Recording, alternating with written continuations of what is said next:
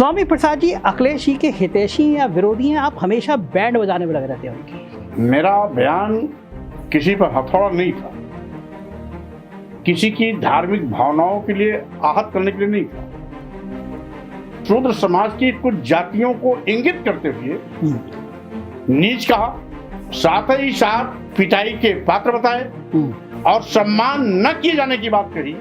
तो उसी पर मैंने अपनी प्रतिक्रिया जाहिर की थी कि गाली धर्म नहीं हो सकता। आपको इतने साल हो गए, चुनाव पे 1 साल बचा है लोक पार्लियामेंट का, तो रामचरितमानस आपको अभी याद आई? इससे पहले आपने कभी पढ़ी नहीं थी रामचरितमानस? सार्वजनिक मंचों से सैकड़ों बार इसी बात को मैं कह चुका हूं, लेकिन बहस का विषय, देशव्यापी बहस का विषय ये पहली बार बना। तो आपने इतना तीखा कहाँ बोला था? पहले आप हल्का फुल्का बोल दिया करते थे, अब तो आप सीधा सीधा रामचरितमानस, जो करोड़ों हिंदुओं की आस्था का केंद्र है, दलित भी पढ़ते हैं, पिछड़े भी पढ़ते हैं, तो आप अब उन करोड़ों लोगों की भावनाओं पे आप सीधा अटैक कर रहे हैं। चौपाई के कुछ हिस्से जिसको प्रतिबंधित किया जाए या संशोधित किया जाए, ये मेरी मांग थी। अच्छा, कौन संशोधित करेगा? तुलसीदास जी के ऊपर से आएंगे संशोधित कर? आपने ऐसा गेम खेल दिया कि वो जो पिछड़ी जातियां, दलित जातियां, निशाना आपका सब समझ रहे हैं, आपका निशाना है चुनाव में पिछड़ी और दलित जातियों को गोलबंद करने का। खेल यही है आपका। आप जिस रामचरितमानस की बात करते हैं, हमने उस रामचरितमानस में कोई उंगली उठाई नहीं। सब तो कह रहे हैं, लेकिन सब उसको सम्मान करते हैं। आप करते हैं तो उसी चौपाई का वो अंश ले लीजिए। जाकी रही भावना जैसी, प्रभु मुहूर्त देखी दिन तैसी। ठीक बात। योगी जी तो भगवान बुद्ध की बात कर रहे हैं, वो बौद्ध धर्म की बात नहीं कर रहे, वो हिंदू धर्म की बात कर रहे हैं। हिंदू धर्म कोई धर्म ही नहीं। तो आपके हनुमान मंदिर में बोर्ड लग गए, आपको घुसना बनाया। लेकिन वो जहाँ पर बोर्ड लगा है वहाँ आज तक की इतनी लंबी राजनीतिक जीवन में मैं कभी उधर झांसे तक नहीं गया, हनुमान मंदिर, और आगे भी नहीं जाऊंगा। केशव मौर्य इतने तीखे तीखी बातें कह रहे हैं, मैं बता भी नहीं सकता आपको क्या क्या कह रहे हैं आपके लिए। अब उनके विषय में मैं तो न सोचता हूँ और न जानता हूँ और न जानने की कोशिश करता हूँ, क्योंकि वो स्वयं में बेचारे हैं कि उप मुख्यमंत्री रहने के बावजूद भी अधिकारियों की बैठक में, जहां सभी अधिकारी कुर्सी पर बैठे हों, शूद्र समाज में पैदा होने के नाते स्टूल लेके उनको बैठना पड़ता है। तो जो अपने सम्मान की रक्षा नहीं कर सकता, वो और सम्मान की रक्षा क्या करेगा? नमस्कार, मैं हूं संजय शर्मा, आप देख रहे हैं 4 PM न्यूज नेटवर्क। मेरे साथ उत्तर प्रदेश के वो 5 ब्रांड नेता है, जब वो बोलते हैं तो आग लग जाती है। मैं कई सालों से, 10-15 सालों से विधानसभा लगातार कवर कर रहा हूं। विधानसभा में एक नेता, जब वो बसपा में थे तो बसपा में खड़े होते थे, जब वो भाजपा के मिनिस्टर थे तो भाजपा में खड़े होते, तो जब सपा में हैं बोलते हैं तो सदन में सन्नाटा छा जाता है। उनकी बातें कभी कभी मिर्ची लगाती है, कभी कभी गुदगुदाती है, लेकिन हम मीडिया वालों के लिए वो नेता इतने लोकप्रिय हैं कि पिछले दिनों जब बयान दिया तो कई दिन हो गए, लेकिन टीवी चैनलों से उनका नाम हटने का नाम नहीं ले रहा। आप समझ गए होंगे, मैं बैठा हूं स्वामी प्रसाद मौर्य जी के साथ। समाजवादी पार्टी में आजकल नेता है, समाजवादी पार्टी के नेता, और इन दिनों रामचरितमानस के एक उद्धरण को लेके इस समय विलेन बने हुए हैं। हिंदुवादी संगठन इन पे हमला कर रही है और ये अपनी बात पे कायम है। अभी अभी अखिलेश यादव जी से मिलके आए हैं, बहुत सारी व्यस्तता थी, लेकिन मैंने सोचा चल के कुछ गुफ्तगू करता हूँ। स्वामी प्रसाद जी अखिलेश जी के हितैषी या विरोधी हैं? आप हमेशा बैंड बजाने में लगे रहते हैं उनकी। शर्मा जी, आप तो वरिष्ठ पत्रकार हैं और बहुत खुल करके लिखते हैं। जहां तक रही बात मेरे अभी हाल में दिए गए बयान की, मेरा बयान किसी पर हथौड़ा नहीं था, किसी की धार्मिक भावनाओं के लिए आहत करने के लिए नहीं था, किसी के आराध्य देव पर मैंने कोई चोट नहीं किया, क्योंकि मैं सभी धर्मों का सम्मान करता हूं। रही बात तुलसीदास जी की लिखी हुई रामचरितमानस की चौपाई के वो अंश जिसमें देश की समस्त महिलाओं, शूद्र समाज में आने वाले सभी आदिवासी, दलित और पिछड़ों को तथा शूद्र समाज की कुछ जातियों को इंगित करते हुए नीच कहा, साथ ही साथ पिटाई के पात्र बताए और सम्मान न किए जाने की बात कही। तो उसी पर मैंने अपनी प्रतिक्रिया जाहिर की थी कि गाली धर्म नहीं हो सकता। किसी भी धर्म को, किसी भी वर्ग, समाज और वर्ण को अपमानित करने का अधिकार नहीं है। इसलिए चौपाई के उस अंश से जिससे देश की 97% आबादी यानी पूरी आबादी की आधी आबादी केवल महिलाएं होगी, हाँ, सभी आदिवासी, सभी दलित, सभी पिछड़े, 97% आबादी की भावनाएं आहत हो रही हैं, उनको अपमानित किया जा रहा है। तो आपको इतने साल हो गए, चुनाव पे 1 साल बचा है पार्लियामेंट का, तो रामचरितमानस आपको अब याद आई? इससे पहले आपने कभी पढ़ी नहीं थी रामचरितमानस? शायद शर्मा जी ने आपने कभी गौर नहीं किया था। सार्वजनिक मंचों से सैकड़ों बार इसी बात को मैं कह चुका हूं। यदा कदा समाचार पत्रों ने भी उसे कभी अपना हेडिंग भी बनाया, लेकिन बहस का विषय, देशव्यापी बहस का विषय ये पहली बार बना। तो आपने इतना तीखा कहां बोला था? पहले आप हल्का फुल्का बोल दिया करते थे, अब तो आप सीधा सीधा रामचरितमानस, जो करोड़ों हिंदुओं की आस्था का केंद्र है, करोड़ों हिंदू पढ़ते हैं, दलित भी पढ़ते हैं, पिछड़े भी पढ़ते हैं, तो आप अब उन करोड़ों लोगों की भावनाओं पे आप सीधा अटैक कर रहे हैं। शर्मा जी, पहली बात तो ये कि मैंने रामचरितमानस का जिक्र नहीं किया, मैंने इसके चौपाइयों के कुछ अंश हमने रामचरितमानस को प्रतिबंधित करने का काम नहीं किया।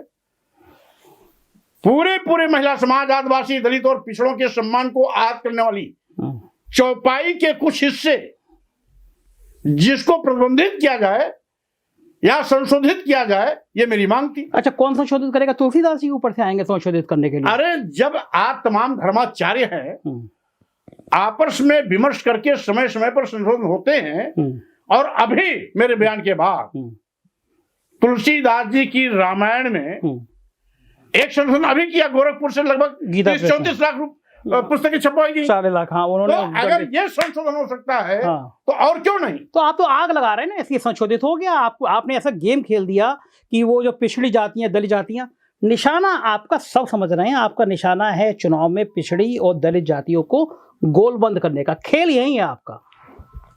अब इसको यूं भी कह लें, क्योंकि आप जिस रामचरितमानस की बात करते हैं, हमने उस रामचरितमानस पर कोई उंगली उठाई नहीं, सब तो कह, लेकिन सब उसको सम्मान करते हैं। हाँ, आप करते हैं? तो उसी चौपाई का वो अंश ले लीजिए। आप करते हैं कि जाकी रही भावना जैसी, प्रभु मूरत देखी थी तैसी। ठीक बात, आप ये अर्थ निकाल रहे हैं ना। ठीक है, हम तो उस पर टिप्पणी करने का मंशा ही नहीं। हमारी तो मंशा है देश की आधी आबादी महिलाएं, देश के सभी आदिवासी, दलित और पिछड़े के सम्मान पर चोट करना, यानी 97% लोगों की भावनाएं आहत हो, ये भावना नहीं है। मुट्ठी भर 2% लोगों की भावनाएं आहत होती हैं, तो अपनी भावनाएं आहत होने पर धर्म की दुहाई दे करके हिंदू धर्म की आहत हो रही है। क्या महिलाएं हिंदू धर्म नहीं मानती? क्या आदिवासी हिंदू धर्म का नहीं है? क्या दलित हिंदू धर्म का नहीं है? क्या पिछड़ा हिंदू धर्म का नहीं है? सभी हिंदू धर्म के हैं। जिनकी भावनाएं 97% लोगों की आहत हुई हैं, ये सब हिंदू धर्म के ही है। हाँ, ये जो 2% आप कह रहे हैं, जैसे ब्राह्मण, ठाकुर, बनिया आते हैं, उत्तर प्रदेश विधानसभा चुनाव से पहले आपने एक बयान ऐसा दिया था, ब्राह्मण सपा में आते आते वापस हो गया था। तो आप राजनीति खुल के क्यों नहीं कहते कि आप सिर्फ पिछड़ों की, दलितों की राजनीति करना चाहते हैं, ऊंची जातियों को कोई स्थान नहीं है आपकी राजनीति में? शर्मा जी, फिर आपने अपनी जुबान की निकली बात को मुझसे जोड़ना चाहते हैं। मैंने एक बार क्षत्रिय का नाम नहीं लिया, मैंने एक बार बनिया का नाम आप नहीं लिया। जो 2% कह रहे हो, कौन है? 2% में केवल संत, महंत, धर्माचार्य और उसी बिरादरी के कुछ लोग, ये लोग बेकार हैं। यही लोगों को आफत है। मतलब क्योंकि ये गाली देना अपराध क्या समझते हैं? ये गाली देना धर्म मानते हैं। मतलब धर्माचार्य गाली देना अधिकार मानते हैं, स्वाभाविक रूप से। तभी शंकराचार्य गाली न देने पर, गाली न देने की मांग पर इतना हाई तोबा मचाए हुए हैं। मतलब शंकराचार्य हो गए या धर्माचार्य, ये गाली देना अधिकार मानते हैं, आपका ये फिर आपने जोड़ दिया शंकराचार्य जी को। जी, धर्माचार्य, शंकराचार्य जी का मैंने नाम ही नहीं लिया। धर्माचार्य का नाम, शंकराचार्य जी तो कहते हैं कि इस देश में जितने भी धर्म हैं वो सब हिंदू धर्म के ही अंग हैं, तो उन पर तो मैंने कभी कोई टिप्पणी की नहीं। मानते हैं इस बात को? आपने क्यों इस शब्द को जोड़ दिया? अच्छा, ठीक है, शंकराचार्य जी इस बहस के बहुत ऊपर है, और उनका तो मैंने जिक्र भी नहीं किया। तो आप मानते हैं वो? आपने क्यों जोड़ दिया? मैं तो पूछा धर्माचार्य, मुझे लगा शंकराचार्य। हमने जब पहले ही कह दिया कि मैं सभी धर्मों का सम्मान करता हूं। आपने और एक बात, धर्म मानव सम्मान के लिए, मानवता की सशक्तिकरण के लिए होता है। धर्म किसी को गाली नहीं देता है, धर्म किसी की भावनाएं आहत नहीं करता है, लेकिन इस चौपाई के अंत से धर्म में इस बात से देश के 97% लोगों की भावनाएं आहत हो रही हैं, और गाली देने वाले लोग इन 97% लोगों की भावनाओं का ध्यान न करके अपने गाली देने वालों की जमात की भावना का ध्यान कर रहे हैं। हम कहना चाहते हैं, कोई ऐसा धर्म है जो अपने ही धर्मावलंबी को नीच कहे, अपने ही धर्मावलंबी को मारने पीटने के लिए उकसाए, अपने ही धर्मावलंबी को कहे सम्मान मत करो? यही धर्म है।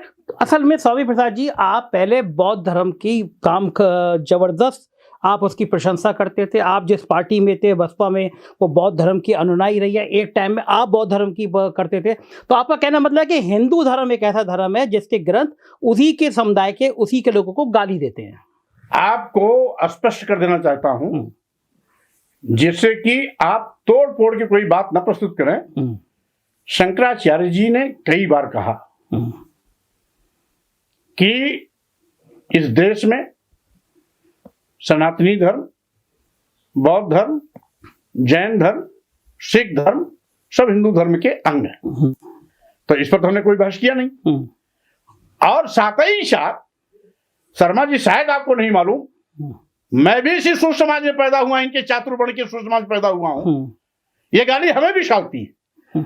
और जो भी स्वाभिमानी व्यक्ति होगा, अपमान धर्म नहीं होता है, गाली धर्म नहीं होता, जिससे भावनाएं आहत होती हैं वो धर्म नहीं होता। धर्म, सही बात तो यह है कि यह पूरे देश को, और हमारी संस्कृति तो वसुधैव कुटुंबकम की है। जब हम पूरे दुनिया के कल्याण की बात करते हैं तो देश के और देश में रहने वाले लोगों के कल्याण की बात करते हैं। हमको अपशब्द, गाली, अपमान धर्म की संस्कृति नहीं। आपने एक लाइन कही कि आप उस समुदाय से, समाज से आते हैं जिसको गाली दी गई। तो जब योगी आदित्यनाथ मुख्यमंत्री थे और आप उनकी सरकार में मलाईदार विभाग के मंत्री थे, तो आपने कभी उनसे नहीं कहा कि तुम उस समाज से आते हो, उस धर्माचार्य हो जिसमें ये लाइन कही जाती है? तब आपने विरोध क्यों नहीं किया? अरे शर्मा जी, मैंने तो आपसे कभी नहीं कहा। आप पहली बार मुझसे पूछ रहे हैं, मैं आपको उत्तर दे रहा हूं। उस समय अगर आप पूछे होते तो मैं उस समय भी यही उत्तर देता जो आज आपको देने जा रहा हूं। आज तो आपके योगी जी ने, जिसके आपके मिनिस्टर आप रहे, वो सीएम रहे हैं, उन्होंने कहा सनातन धर्म ही राष्ट्र का धर्म है। वो तो हमारी बात कर रहे हैं, ये तो भगवान बुद्ध की बात कर रहे हैं। भगवान बुद्ध ने स्वयं कहा था, एस धम्मो सनातनो। भगवान बुद्ध ने कहा था, एस धम्मो सनातनो।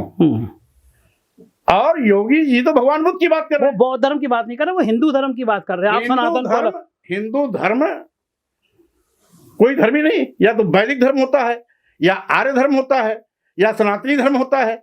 अलग से कोई हिंदू धर्म नहीं है। मतलब इसी को किसी भी रूप में ले लीजिए, लेकिन कोई भी धर्म हो, हम सबको समान समझते हैं, सबको महत्व देते हैं, क्योंकि भारतीय संविधान सभी पंथ, सभी धर्म को सम्मान देता है, और पंथ निरपेक्ष, धर्म निरपेक्ष हमारा भारतीय संविधान। ये आपने एक और नई खुराफात कर दी। आपने कह दिया हिंदू कोई धर्म ही नहीं है। यहाँ हिंदू राष्ट्र बनाने की बात हो रही है। बाबा बागेश्वर कह रहे हैं हिंदू राष्ट्र बनेगा, वो कह रहा है सनातन धर्म, और आप कह रहे हैं हिंदू कोई धर्म ही नहीं है। अरे भाई, आप एक ही धर्म के मानने वाले के क्या धर्म होगा?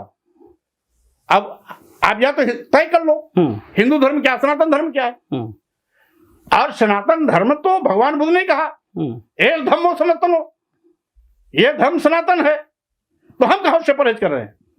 योगी जी तो हमारी बात छीन लिए, हम तो उनका स्वागत करते हैं। उन्होंने जो बात कहा वो भगवान बुद्ध की बात को कह दिया। एक टाइम में ऐसा था जब आप मूर्ति पूजा का विरोध करते थे। मैंने उस समय आपका इंटरव्यू किया और आपने कहा था आप मूर्ति पूजा का विरोध करते हैं। और एक टाइम वो था जिस सरकार में आप मिनिस्टर थे, वो सारी पूंजी, बहुत बड़ी पूंजी लगा के भव्य राम मंदिर बना रही थी। आप गए नहीं गए थे राम मंदिर में कभी? मैं तो भाई कभी नहीं गया था। जाएंगे? और जाता भी नहीं हूं कहीं। अब बन जाएगा। रही बात, राम मंदिर माननीय सर्वोच्च न्यायालय के आदेश से बन रहा है। वो किसी की मेहरबानी और कृपा से नहीं बन रहा है। आप भगवान राम को मानते हैं? हमने जब कह दिया मैं सभी धर्मों का सम्मान करता हूं। जाते हैं कि मंदिर में, किसी मंदिर में जाते हैं? भाई मैं जाता हूं या नहीं जाता हूं, बात विषय बहस की नहीं है। नहीं, आप नेता हैं, लोगों को जानना चाहिए कि लेकिन आप स्वामी जिस मंदिर की आप बात कर रहे हैं उसमें मैं कभी गया नहीं। अब जब बन जाएगा तो जाएंगे? अब आप लिबास चलेंगे तो हम चले चलेंगे, जाने से कोई परहेज नहीं है। कहाँ जाएंगे आप? लेकिन आपके हनुमान मंदिर में बोर्ड लग गए, आपको घुसना मना है। लेकिन आप जानते हैं वो जहां पर बोर्ड लगा है वहां आज तक की इतनी लंबी राजनीतिक जीवन में मैं कभी उधर झांकते तक नहीं गया। हनुमान मंदिर और आगे भी नहीं जाऊंगा। हनुमान मंदिर नहीं जाएंगे? अरे जाता ही नहीं भाई। आप कभी कहते नहीं हनुमान जी, रामचंद्र जी, फिर मुझे मिनिस्टर बना दो? अरे भाई मैं कभी भी किसी की कृपा से मिनिस्टर नहीं बनाऊं। भगवान की कृपा से। 40 साल का मेरा संघर्ष है। मैं संघर्ष से, जनता के जनादेश से और साथ ही साथ पार्टी के नेता के सहयोग से मैं मंत्री बना था, बना हूं और आज भी ये मैं कह देना चाहता हूं, मेरे ऊपर केवल जनता कृपा होती है। जनता ही मेरे लिए भगवान है। तो आपके पार्टी के नेता अखिलेश यादव तो कृष्ण भगवान का मंदिर, राम मंदिर का मंदिर, हम किसी को मना कर रहे हैं? हम तो आपको भी नहीं मना करते, आप कहीं भी जाइए। अखिलेश यादव से आप आज अखिलेश यादव जी बुला के बहुत सुना है, बहुत नाराज हुए आपसे कि आप क्यों ऐसा रायता फैला रहे हैं? अब नाराज तो नहीं हुए, लेकिन आप अगर चाहें तो मुझे पता नहीं, मतलब मैं आप चूंकि अभी भी आप आए हैं तो वहाँ पे इतना अखिलेश यादव बेचारे परेशान थे। शिवपाल कह रहे हैं हम विचारधारा को नहीं मानती, अखिलेश यादव को अपने से फंसा दिया है कि वो क्या करे, इधर जाए उधर जाए।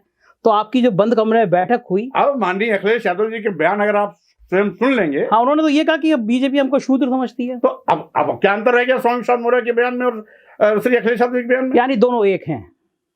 हम ये कह रहे हैं विचारधारा एक है, लेकिन सभी धर्मों का सम्मान करने के हम प्रबद्ध हैं, क्योंकि भारतीय संविधान इसकी मान्यता देता है कि हमारा देश किसी एक विशेष धर्म पंथ का नहीं है, बल्कि सभी पंथ, सभी धर्म का हम सम्मान करते हैं। स्वामी पिताजी, खेल तो यही है कि बिहार के एक मिनिस्टर ने रामचरितमानस का मुद्दा उठाया है, क्योंकि बिहार में जातीय जनगणना शुरू हो गई। उत्तर प्रदेश में आप जातीय जनगणना की बात करने जा रहे हैं। खेल सारा ये है, निगाहें कहीं हैं, निशाना कहीं है। खेल सारा ये है कि पिछड़ों को, दलितों को एक जगह इस रामचरितमानस की चौपाई के जरिए इकट्ठा करो। लेकिन क्यों आप अपनी राजनीति के लिए धर्म पे, हिंदू धर्म पे इतना हमला बोलते हैं? अब शर्मा जी, आपके सोच की बलिहारी है। जिस रामचरितमानस की बात कर रहे हैं उसी रामचरितमानस की चौपाई का यह भी अंश है कि जाकी रही भावना जैसी प्रभु मूरत देखी तीन तैसी। ये आपकी सोच है। आप उसको ट्विस्ट करके किस रूप में मोड़ना चाहते हैं, किस रूप में उसको रखना चाहते हैं, किस रूप में उसके प्रस्तुतिकरण करना चाहते हैं, ये आपका विवेक है। मेरा नजरिया तो बहुत साफ है। प्रदेश में दो बड़े मौर्य नेता हैं, एक स्वामी प्रसाद, एक केशव मौर्य। केशव मौर्य इतने तीखी बातें कह रहे हैं, मैं बता भी नहीं सकता आपको क्या क्या कह रहे हैं आपके लिए वो। अब उनके विषय में मैं तो न सोचता हूं और न जानता हूं और न जानने की कोशिश करता हूं, क्योंकि वो स्वयं में बेचारे हैं कि उप मुख्यमंत्री रहने के बावजूद भी अधिकारियों की बैठक में, जहां सभी अधिकारी कुर्सी पर बैठे हों, मुख्यमंत्री मीटिंग को संबोधित कर रहे हो, शूद्र समाज में पैदा होने के नाते स्टूल लेकर उनको बैठना पड़ता है। तो जो अपने सम्मान की रक्षा नहीं कर सकता वो औरों के सम्मान की रक्षा क्या करेगा? वो दलित, पिछड़े और आदिवासियों के सम्मान की रक्षा क्या करेगा? जो अपने सम्मान का रक्षा नहीं करा सका डिप्टी सीएम होते हुए भी, वो हमारे विषय में क्या सोचेगा? हमारी बात क्यों करेगा? हमारे उनकी चिंता जीरो के बराबर है और उनको मैं महत्व इसलिए भी नहीं देता हूं, वो बेचारे। अखिलेश यादव ने थोड़ी देर पहले एक बयान दिया, आखिरी सवाल। उन्होंने कहा है कि मैंने स्वामी प्रसाद मौर्य जी से कहा है कि जातीय जनगणना के मुद्दे पे लड़ाई तेज करें। आपके विवाद का मूल क्या यही था? क्योंकि आज हमारी बैठक ही जातीय जनगणना के विषय पर ही हुई, अखिलेश जी के साथ, स्वाभाविक रूप से। जो अभी तक 6 दिन से प्रकरण चल रहा है, इस पर कोई चर्चा नहीं हुई। आज चर्चा जाति जनगणना कराने के विषय में हुई है, इसी पर रणनीति बनी है, इसी पर पार्टी मैदान में भी आएगी, क्योंकि भारतीय संविधान में अनुसूचित जात, अनुसूचित जनजात, पिछड़े वर्गों के लिए आरक्षण की व्यवस्था की। भारतीय जनता पार्टी की सरकार एक एक करके आरक्षण को खत्म करती जा रही है। जाति जनगणना 1931 के बाद आज तक नहीं हुई। जब कांग्रेस हो, भाजपा हो, ये जब विपक्ष में रहते हैं तो जातीय जनगणना की मांग ये भी करते हैं, और जब सत्ता में आते हैं तो जातीय जनगणना कराने से कतराते हैं। इसलिए पार्टी जातीय जनगणना कराने के लिए रणनीति बना करके सरकार से मांग भी करेगी, संघर्ष भी करेगी। शुक्रिया स्वामी प्रसाद जी। तो ये तो स्वामी प्रसाद मौर्य बहुत खुल के बोले, इस विवाद पर बोले, रामचरितमानस पर बोले, मंदिर जाने के सवाल पे बोले, लेकिन समाजवादी पार्टी की रणनीति कामयाब हो गई। समाजवादी पार्टी पिछड़ों और दलितों में जो संदेश देना चाहती थी वो कामयाब हो गई। भारतीय जनता पार्टी के नेताओं से सवाल पूछा जाने लगा कि ढोर गवार शूद्र पशु नारी जे सब ताड़न के हैं अधिकारी। इस दोहरा चौपाई पर शूद्र महिलाओं के बारे में, दलितों के बारे में अपनी बात बताइए। तो बीजेपी के नेता थोड़े थोड़े बैकफुट पे आ रहे हैं, और यही स्वामी प्रसाद मौर्य का दांव होता है राजनीति में। जब वो दांव चलते हैं तो विपक्ष ऐसी ही बैकफुट पर आता है। अपनी राय से अवगत कराइएगा। शुक्रिया इस वीडियो को देखने के लिए।